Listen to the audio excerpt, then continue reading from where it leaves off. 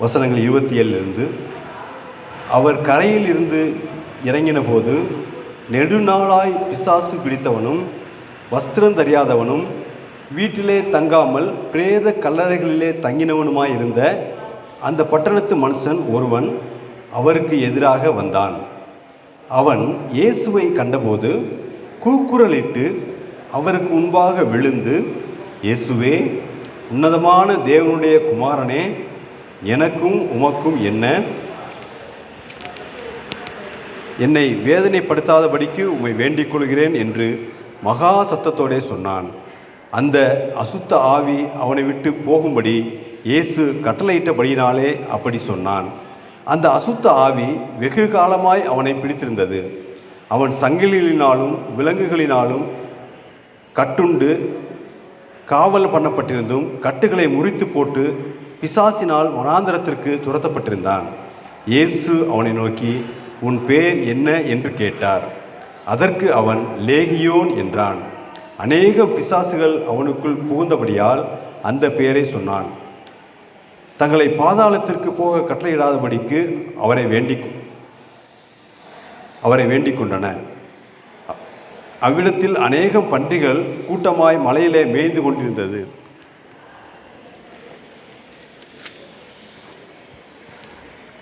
அந்த பன்றிகளுக்குள் போகும்படி தங்களுக்கு உத்தரவு கொடுக்க வேண்டும் என்று அவரை வேண்டிக் கொண்டன. அவைகளுக்கு உத்தரவு கொடுத்தார்.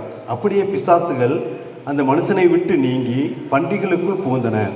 அப்பொழுது அந்த பன்றி கூட்டம் உயர்ந்த மேட்டிலிருந்து கடலிலே பாய்ந்து அமிழ்ந்து மாண்டது.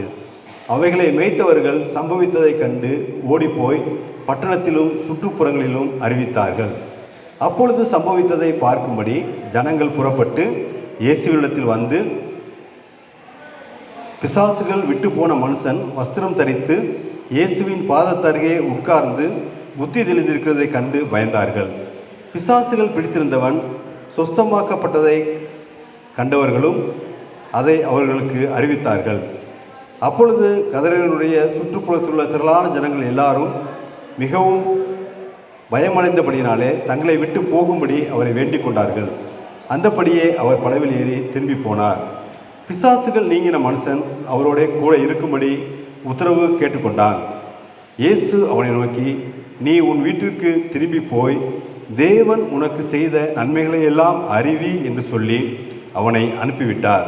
அந்தபடி அவன் போய் இயேசு தனக்கு செய்தவைகளை எல்லாம் பட்டணத்தில் எங்கும் பிரசித்தம் பண்ணினான்.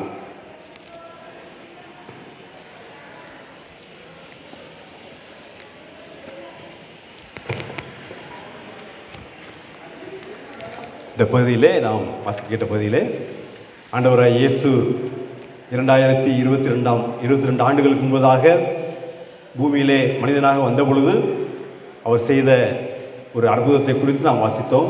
பிசாசுகள் பிடித்த மனிதன் சுகம் பெற்ற சம்பவத்தை குறித்து நாம் வாசித்தோம். அந்த பிசாசுகள் பிடித்த மனிதன் சுகம் பெற்றதற்கு காரணம், அவன் இயேசுவை தேடி வந்தான்.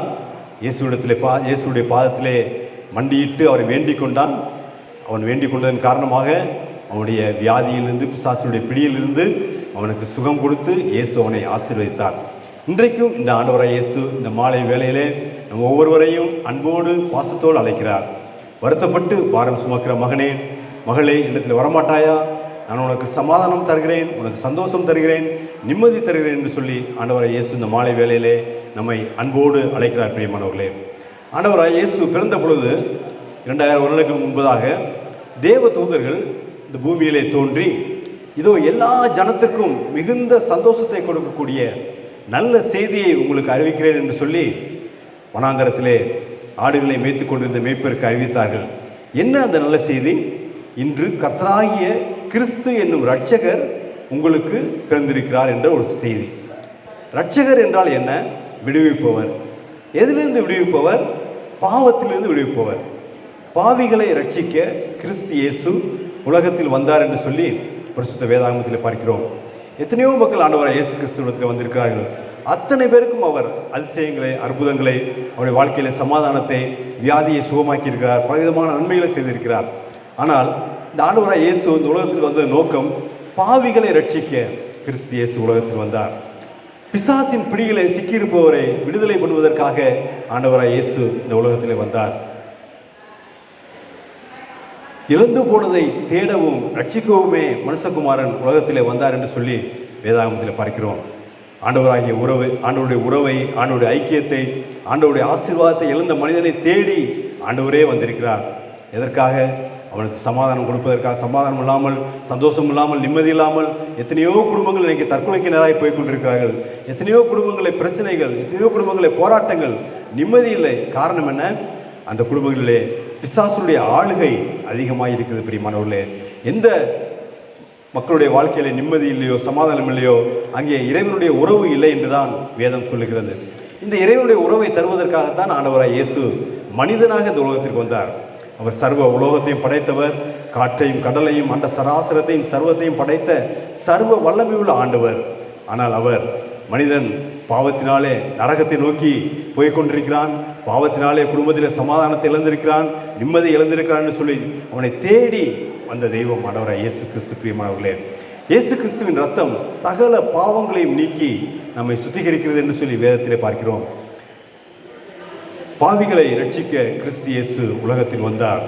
இயேசு கிறிஸ்துவின் ரத்தம் சகல பாவங்களையும் நீக்கி நம்மை சுத்திகரிக்கிறது என்று சொல்லி நாம் வேதத்தில் பார்க்கிறோம். பிரியமானவர்களே, இந்த ஆண்டவராய் இயேசுவை நாம் உள்ளத்தில் ஏற்றுக்கொள்கின்ற பொழுது உலகம் தர முடியாத, மீண்டும் எடுத்துக்கொள்ள முடியாத சமாதானத்தையும் சந்தோஷத்தையும் நிம்மதியும் தருகிறார். பிரியமானவர்களே, அது மட்டுமல்ல, மனித வாழ்க்கை இந்த பூமியோடு முடிந்து போகிற ஒரு வாழ்க்கை அல்ல. 60 வருடம் வாழலாம், 70 வருடம் வாழலாம், 100 வருடம் கூட வாழலாம். ஆனால் ஒரு நாள் மனிதன் மரித்தே ஆக வேண்டும். ஆனால் மரணத்திற்கு பின்னாடி அவனுடைய வாழ்க்கை எங்கே போகிறது? அதுதான் மிகப்பெரிய கேள்வி. பிரியமானவர்களே, இன்றைக்கு அநேகரை பிசாசானவன் இறைவனை தேடி வராதபடிக்கு பலவிதமான தடைகளை உண்டு பண்ணி கொண்டிருக்கிறதை நாம் பார்க்கிறோம். பிரியமானவர்களே, பிசாசின் கிரியைகளை அழிக்கும்படிக்கு ஆண்டவர் இயேசு கிறிஸ்து வந்தார். பிரியமானவர்களே, இந்த இயேசுவிடம் வந்ததினாலே அந்த பிசாசு பிடித்த மனிதன் புத்தி தெளிந்தான் என்று சொல்லி நாம் வேதத்தில் பார்க்கிறோம். அது மட்டுமல்ல, அவன் வஸ்திரம் தரித்திருந்தான்னு சொல்லி பார்க்கிறோம். பிசாசுகள் அவனை விட்டு போன உடனே அவனுடைய உள்ளத்திலே மிகப்பெரிய சமாதானம், அவன் இறைவனோடு இருப்பதற்காக கேட்டுக்கொண்டான். ஆனால் ஆண்டவர் அவனுக்கு ஒரு கட்டளை கொடுக்கிறார்.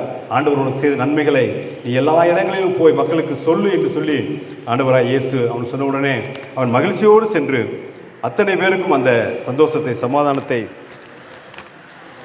அவன் அறிவித்தான் என்று சொல்லி நம் வேதத்தில் பார்க்கிற பிரியமானவர்களே, அப்படிப்பட்ட ஆண்டவராய் இயேசு கிறிஸ்து இந்த மாலை வேளையிலும் நம்மையும் அன்போடு அழைக்கிறார். இது ஒரு மதமாற்ற நிகழ்ச்சி அல்ல. மனம் மாற வேண்டும், மனம் திரும்புங்கள், பரலோக ராஜ்யம் சமீபத்திருக்கிறது சொல்லி ஆண்டவராய் இயேசு அன்போடு அழைக்கிறார். வருத்தப்பட்டு பாரம் சுமக்கிற மகனே, மகளே, என்னிடத்திலே வா, நான் உனக்கு இளைப்பாறுதல் தருவேன் என்று சொல்லி இந்த மாலை வேளையிலே அன்போடு அழைக்கிறார். பிரியமானவர்களே, தகப்பனும் தாயும் கூட ஒருவேளை நம்மை கைவிட்டு விடலாம். ஆனால் ஆண்டவராய் இயேசு நம்மை ஒருபோதும் கைவிடாத ஆண்டவர். அதை நாங்கள் பாடினோம். தகப்பனும் தாயும் கைவிட்டாலும் நம்மை கைவிடாத ஆண்டவர் என்று சொல்லி பாடினோம். நானே வழி, நானே சத்தியம், நானே ஜீவன் மகனே என்று சொல்லி என்னால் அன்றி உனக்கு விடுதலை இல்லை, என்னால் அன்றி உனக்கு நிம்மதி இல்லை, என் மகனே வருவாயா, இதயத்திலே இடம் தருவாயா என்று சொல்லி நாங்கள் பாடினோம். இயேசுதானே அதிசய தெய்வம், இன்னும் ஜீவிக்கிறார் நம் தெய்வம் என்று சொல்லி பாடினோம். அவருடைய பிறப்பிலே அதிசயம், அவருடைய வாழ்ந்த வாழ்க்கையிலே அதிசயம், அவருடைய இறப்பிலே அதிசயம், அவர் உயிரோடு எழுந்தது அதிசயம், இன்றும் அவர் ஜீவிக்கிறார், அதுவும் அதிசயம். இந்த அதிசயமான ஆண்டவரை நாம் உள்ளத்தில் ஏற்றுக்கொள்கின்ற பொழுது உலகம் தர முடியாத சமாதானத்தை ஆண்டவராய் இயேசு இலவசமாய் தருகிறார். பிரியமானவர்களே, இதற்காக பணமோ காசோ எதுவும் நான் செலுத்த தேவையில்லை. ஆண்டவராய் இயேசு அதை இலவசமாய் தருகிறார் என்று சொல்லி வேதத்தில் பார்க்கிறோம். பிரியமானவர்களே, இந்த ஆண்டவராய் இயேசு இந்த மாலை வேளையிலே நம்மை அன்போடு அழைக்கிறார். நாம் அவரிடத்தில் வருகின்ற பொழுது, அவரை ஏற்றுக்கொள்கின்ற பொழுது இத்தனை ஆசீர்வாதங்களையும் நாம் இலவசமாய் பெற்றுக்கொள்ளலாம். பிரியமானவர்களே, அன்று இயேசுநாதர் வாழ்ந்த காலத்திலே ஒரு மனிதன் ஆண்டவராய் இயேசுவை தேடி வந்தான். அவனுடைய பெயர் சகையு என்று சொல்லி வேதத்திலே போட்டிருக்கிறார்கள். அந்த மனிதன் ஆண்டவராய் இயேசு எப்படிப்பட்டவரோ என்று சொல்லி பார்ப்பதற்கு ஆசையோடு வந்தான். ஆனால் அவனால் பார்க்க முடியவில்லை. அவன் குள்ளமான மனிதன் என்று சொல்லி வேதாந்தத்தில் பார்க்கிறோம். ஆனால் அவன் ஒரு காரியம் செய்தான். ஒரு மரத்திலே ஏறி உட்கார்ந்து கொண்டு இயேசுவை பார்க்க வேண்டும் என்று சொல்லி வாஞ்சையோடு ஆசையோடு அவன் மரத்தில் ஏறி உட்கார்ந்து அவரை பார்ப்பதற்காக காத்திருந்தான். ஆனால் காத்திருந்த அவனுக்கு ஒரு மகிழ்ச்சியான செய்தி என்ன? ஆண்டவராய் இயேசு அந்த மரத்தின் அருகே வந்து நின்று அவன் பேரை சொல்லி கூப்பிட்டு, அவன் பேர் சகையு என்று சொல்லி வேதத்தில் போட்டிருக்கிறார்கள். அவனை பேர் சொல்லி கூப்பிட்டு, இன்றைக்கு நான் உன்னுடைய வீட்டிலே தங்க வேண்டும் என்று சொல்லி இயேசு சொன்னபோது அவன் மிகுந்த மகிழ்ச்சி அடைந்து அவரை மகிழ்ச்சியோடு கூட்டிக் கொண்டு சென்றான். அவன் போகின்ற வழியிலே ஒரு காரியம் செய்தான். ஆண்டவரே, நான் யாரிடத்தையாவது அநியாயமாய் வாங்கியிருந்தால் அதை 4 மடங்கு திரும்ப கொடுக்கிறேன் ஆண்டவரே. என்னுடைய ஆஸ்திகளெல்லாம் பாதியை நான் ஏழைக்கு கொடுக்கிறேன் என்று சொல்லி ஆண்டவராய் இயேசுவிடத்திலே அவன் தன்னுடைய பாவங்களை, தன்னுடைய குறைகளை அறிக்கிட்ட போது இயேசு சொன்னார், இன்றைக்கு இந்த வீட்டிற்கு ரட்சிப்பு வந்தது என்று சொல்லி ஆண்டவராய் இயேசு அந்த வீட்டை ஆசீர்வதித்தார் என்று சொல்லி வேதாகமத்தில் பார்க்கிற பிரியமானவர்களே, இந்த ஆண்டவராய் இயேசு நம்மை அன்போடு நேசிக்கிறார், நம்மை ஆசீர்வதிக்க விரும்புகிறார். ஆனால் ஆசீர்வதிப்பதற்கு தடை நம்முடைய பாவம். பிரியமானவர்களே, நம்முடைய பாவங்களை நாம் அறிக்கையிட்டால் பாவங்களை நமக்கு மன்னித்து நம்முடைய எல்லா அநியாயத்தையும் நீக்கி நம்மை சுத்திகரிப்பதற்கு ஆண்டவர் உண்மையும் நீதியும் உள்ளவராக இருக்கிறார் என்று சொல்லி வேதத்தில் பார்க்கிறோம். பிரியமானவர்களே, இந்த ஆண்டவராய் இயேசு நம்மை அன்போடு அழைக்கிறார். பிரியமானவர்களே, மனிதன் நிம்மதியை தேடி எங்கெங்கோ அலைந்து கொண்டிருக்கிறான். மதுபான கடைக்கு போகிறான், பலவிதமான தவறான காரியங்களை செய்து பார்க்கிறான், பலவிதமான காரியங்கள் செய்தும் அவனுடைய வாழ்க்கையிலே நிம்மதி கிடைக்கவில்லை. நிம்மதியை தேடி எங்கெங்கோ அலைந்து கொண்டிருக்கிறான். ஆனால் இயேசு சொல்கிறார், நீ தேடும் நிம்மதி என்னிடத்திலே இருக்கிறது, என்னிடத்திலே வா, நான் உனக்கு நிம்மதியை தருகிறேன் என்று சொல்லி ஆண்டவராய் இயேசு இந்த மாலை வேளையிலே அன்போடு அழைக்கிறார். பிரியமானவர்களே, இந்த ஆண்டவராய் இயேசு கிறிஸ்துடைய அழைப்பை நாம் ஏற்றுக்கொள்கின்ற பொழுது ஆண்டவருடைய ஆசீர்வாதத்தை நாம் பெற்றுக்கொள்ள முடியும். பிரியமானவர்களே, இப்பொழுது நாம் ஒரு பாடலை பாடி நாம் இந்த நிகழ்ச்சியை நாங்கள் முடிக்க விரும்புகிறோம். இந்த ஆண்டவராய் இயேசு இந்த மாலை வேளையிலே நம்மை அன்போடு அழைக்கிறார். ஒரு அருமையான ஒரு பாடல். வாழ வந்த மானிடனே, வாழுகின்ற பூமியிலே வாழும் காலம் எத்தனை நாள் கணக்கு தெரியுமா? அந்த விவரங்களை அறிந்து கொள்ள உனக்கு பிரியமா என்று சொல்லி அருமையான பக்தன் ஒரு எழுதிய ஒரு அருமையான பாடல். குடிசையிலே வாழ்பவனும் கோடி செல்வம் சேர்த்தவனும் ஓடி ஆடி அலையும் போது எங்கே போகிறார்? அந்த இருவருமே மண்ணுக்குள்ளே மறைந்து போகிறார். மரித்தவுடன் உனது உயிர் சொர்க்கத்திலே சேரணும்னா கர்த்தராகிய இயேசுவை உன்னுடைய உள்ளத்திலே ஏற்றுக்கொள்ள வேண்டும். அதை இப்பொழுதே உடனடியாய் செய்து ஆக வேண்டும் என்று சொல்லி இந்த பக்தன் மிக அழகான ஒரு பாடலை பாடுகிறார். பிரியமானவர்களே,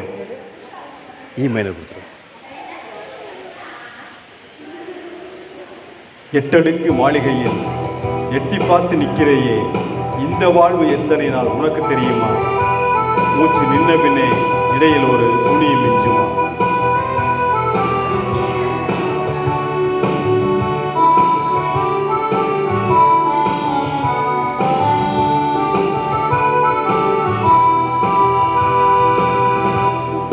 வாழ வந்த மானிடனே, வாழுகின்ற பூமியிலே வாழும் காலம் எத்தனை நாள் கணக்கு தெரியுமா? அந்த விவரங்களை அறிந்து கொள்ள உனக்கு பிரியமா? வாழ வந்த மானிடனே, வாழுகின்ற பூமியிலே வாழும் காலம் எத்தனை நாள் கணக்கு தெரியுமா? அந்த விவரங்களை அறிந்து கொள்ள உனக்கு பிரியமா? குடிசையிலே வாழ்பவனும் கோடி செல்வம் சேர்த்தவனும் ஓடி ஆடி அலையும் போது எங்கே போகிறார்? குடிசையிலே வாழ்பவனும் கோடி செல்வம் சேர்த்தவனும் ஓடி ஆடி அலையும் போது எங்கே போகிறார்? அந்த இருவருமே மண்ணுக்குள்ளே மறைந்து போகிறார். அந்த இருவருமே மண்ணுக்குள்ளே மறைந்து போகிறார். வாழ வந்த மானிடனே, வாழுகின்ற பூமியிலே வாழும் காலம் எத்தனை நாள் கணக்கு தெரியுமா? அந்த விவரங்களை அறிந்து கொள்ள உனக்கு பிரியமா? எட்டடுக்கு மாளிகையில் எட்டி பார்த்து நிற்கிறையே, இந்த வாழ்வு எத்தனை நாள் உனக்கு தெரியுமா? எட்டடுக்கு மாளிகையில் எட்டி பார்த்து நிற்கிறையே, இந்த வாழ்வு எத்தனை நாள் உனக்கு தெரியுமா? மூச்சு நின்ன பின்னே இடையில் ஒரு துணியும் மிஞ்சுமா? மூச்சு நின்ன பின்னே இடையில் ஒரு துணியும் மிஞ்சுமா? வாழ வந்த மானிடனே, வாழுகின்ற பூமியிலே வாழும் காலம் எத்தனை நாள் கணக்கு தெரியுமா? அந்த விவரங்களை அறிந்து கொள்ள உனக்கு பிரியமா? மரித்தவுடன் உனது உயிர் சொர்க்கத்திலே சேரணும்னா கர்த்தர் இயேசு கிறிஸ்துவை நீ ஏற்றுக்கொள்ளணும். மரித்தவுடன் உனது உயிர் சொர்க்கத்திலே சேரணும்னா கர்த்தர் இயேசு கிறிஸ்துவை நீ ஏற்றுக்கொள்ளணும். அதை இப்பொழுதே உடனடியா செய்து ஆகணும். அதை இப்பொழுதே உடனடியா செய்து ஆகணும். வாழ வந்த மானிடனே, வாழுகின்ற பூமியிலே வாழும் காலம் எத்தனை நாள் கணக்கு தெரியுமா? அந்த விவரங்களை அறிந்து கொள்ள உனக்கு பிரியமா? பிரியமானவர்களே, நாம் வாழ்கின்ற இந்த வாழ்க்கை ஒரு நிரந்தரம் இல்லாத வாழ்க்கை. எப்போ என்ன சம்பவிக்கும், என்ன நடக்கும் யாருக்கும் தெரியாது. ஆனால் ஒரு நிச்சயம் வேணும், நம்முடைய மரணத்திற்கு பின்னால் நான் ஆண்டவரோட நித்திய காலமாக சொர்க்கத்தில் வாழ்வேன் என்ற ஒரு நிச்சயம் ஒவ்வொரு மனிதனுக்கும் வேணும். அந்த நிச்சயத்தை ஆண்டவராக இயேசு இந்த மாலை வேளையிலே நமக்கு தருவதற்கு ஆயத்தமானவராக இருக்கிறார். பிரியமானவர்களே, அவரை நம் உள்ளத்தில் ஏற்றுக்கொள்வோமா? அவர் தருகிற சமாதானத்தை சந்தோஷத்தையும் பெற்றுக்கொள்வோமா? உங்களுக்காக நான் ஜெபிக்க விரும்புகிறேன். அன்புள்ள ஆண்டவரே, நீர் இந்த உலகத்திற்கு வந்த நோக்கத்தை ஆண்டவரே நாங்கள் மக்களுக்கு அறிவித்திருக்கிறோம். சுவாமி, பாவிகளை ரட்சிக்க உலகத்திற்கு வந்த பரிசுத்த குமாரனை உண்மை துதிக்கிறோம் ஐயா, உண்மை ஸ்தோத்தரிக்கிறோம், நன்றி செலுத்துகிறோம். சுவாமி, ஆண்டவர் மருத்துவமனை வளாகத்திலே அநேக கவலைகளோடு வேதனைகளோடு மன அமைதி இல்லாமல் வியாதியின் கஷ்டத்தோடு இருக்கிற ஒவ்வொருவருக்கும் ஆண்டவர் கர்த்தாவே நீர் சுகம் தர வேண்டும் என்று ஆண்டவர் உடைய நாமத்திலாம் கெஞ்சி ஜெபிக்கிறோம். கர்த்தாவே, பலவிதமான குடும்பத்திலே பிரச்சனைகளோடு போராட்டங்களோடு ஆண்டவரே பலவிதமான கஷ்டங்களோடு வாழ்ந்து கொண்டிருக்க மக்களுக்கு ஆண்டவரை நீர் விடுதலை தர வேண்டும் நான் ஜெபிக்கிறோம். ஆண்டவரே, பிசாசுடைய பிடியிலே சிக்கியிருக்கிற மக்களுக்கு ஆண்டவரை நீர் விடுதலை தர வேண்டும் நான் ஜெபிக்கிறோம். ஆண்டவரே, மதுபான பழக்கத்திற்கு அடிமையாக இருக்கிற மக்களுக்கு ஆண்டவரை நீர் விடுதலை தர வேண்டும் நான் ஜெபிக்கிறோம். ஆண்டவரே இயேசுவே கர்த்தாவே, உம்மாலே முடியாத காரியம் ஒன்றுமே இல்லை சுவாமி. சர்வத்தை படைத்த சர்வ வல்லமையுள்ள ஆண்டவர் சுவாமி. அப்பா, உண்மை நோக்கி ஜெபிக்கிற ஒவ்வொருவருக்கும் கர்த்தாவே ஒவ்வொருடைய ஜெபத்தையும் ஆண்டவர் நீர் கேட்டு அவருடைய வாழ்க்கையிலே சமாதானத்தையும் சந்தோஷத்தையும் நிம்மதியையும் மகிழ்ச்சியையும் கொடுத்து ஆண்டவர் நீர் வழி நடத்த நாங்கள் ஜெபிக்கிறோம் சுவாமி. இந்த மருத்துவமனையை ஆண்டவர் நீர் ஆசீர்வதிங்க ஐயா. இந்த மருத்துவமனையில் உங்களுடைய தெய்வீக பிரசனம் தங்கியிருக்கட்டும் சுவாமி. வார்டில் இருக்கிற ஒவ்வொரு நோயாளிகளுக்கும் நல்ல சுகம் கொடுங்க ஆண்டவரே. உண்மை கண்டுகொண்டு நீரே மெய்யான ஆண்டவர், நீர் ஒருவரே மெய்யான தெய்வம், நீர் ஒருவரே பாவம் மன்னிக்கப்படுவதற்கு வழி, நீர் ஒருவரே நித்திய ஜீவனுக்கு வழி என்பதை ஆண்டவரே ஒவ்வொருவரும் கண்டுகொள்ளணும் சுவாமி. சமாதானம் இல்லாமல் இருக்கிற மக்களுக்கு சமாதானத்தை கொடுங்க, நிம்மதி இல்லாமல் இருக்கிற மக்களுக்கு நிம்மதி கொடுங்க ஆண்டவரே, மகிழ்ச்சி கொடுங்க. அநேகருக்கு தூக்கம் இல்லை ஆண்டவரே, நல்ல நிம்மதியான நித்திரையை கொடுங்க ஆண்டவரே, மகிழ்ச்சியை கொடுங்க ஆண்டவரே. அப்பா, இதில் உழைக்கிற டாக்டர்ஸ்க்காக சிஸ்டர்ஸ்க்காக ஜெபிக்கிறோம். ஒவ்வொருவருக்கும் நல்ல சுகம் கொடுங்க ஆண்டவரே. உங்களுக்கு பயந்து ஆண்டவரை வேலை செய்வதற்கு ஆண்டவர் கிருபை கொடுங்க. ஒவ்வொருவரையும் ஆசீர்வதிங்க, நன்றாக நிரப்புங்க ஆண்டவரே. இந்த நிகழ்ச்சியில் ஆரம்பம் முதல் முடிவு வரை உடைய தெய்வீக பிரசனம் எங்களோட இடைப்பட்டதற்காக நன்றி செலுத்துகிறோம் சுவாமி. ஆண்டவர் தாமே ஆசீர்வதிங்க. இதை கேட்கிறோட உள்ளங்களிலே ஆவியானவர் கிரியை செய்யணும் நான் ஜெபிக்கிறோம். கர்த்தாவே, துதி கனமகிமை உமக்கே செலுத்துகிறோம். இயேசு மூலம் ஜெபிக்கிறோம், ஜீவனுள்ள பிதாவே, ஆமென்.